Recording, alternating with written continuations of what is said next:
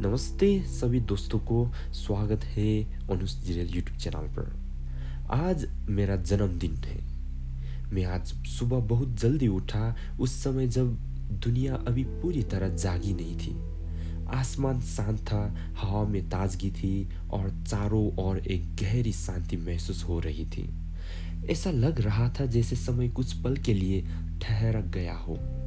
जन्मदिन पर अक्सर लोग शोर और जल्दबाजी में रहते हैं, लेकिन आज मैंने तय किया कि इस दिन की शुरुआत शांति, कृतज्ञता और जागरूकता के साथ करूंगा।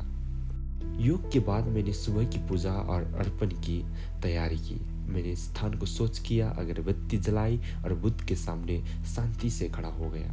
मैंने जल, दीप और प्रार्थना अर्पित की, सिर्फ एक परंपरा के रूप में नहीं बल्कि पूरे हृदय से। मैंने धन या सफलता नहीं मांगी, मैंने प्रार्थना की कि मेरे मन में स्पष्टता हो, हृदय में करुणा और जीवन के मार्ग पर सही दिशा मिले। इस तरह जन्मदिन की शुरुआत मुझे बहुत पवित्र और स्थिर लगी।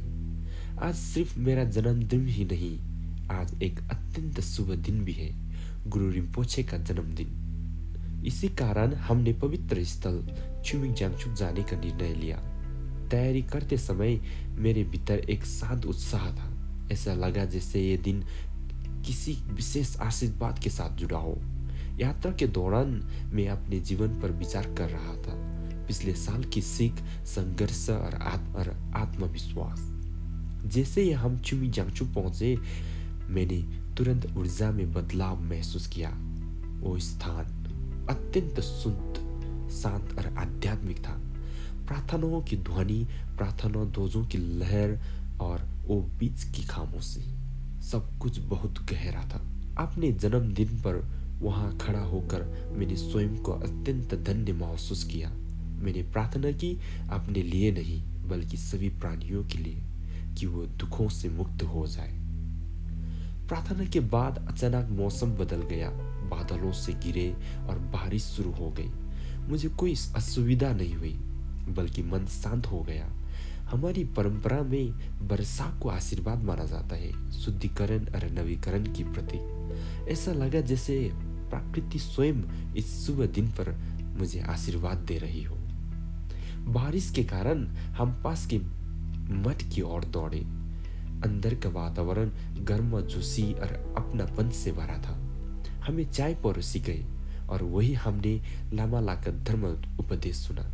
उनकी बातें सरल थी लेकिन बहुत गहरी, अनित्यता, करुणा और अर्थपूर्ण जीवन के बारे में। अपने जन्मदिन पर लामाला से आशीर्वाद पाना मेरे लिए सबसे बड़ा उपहार था।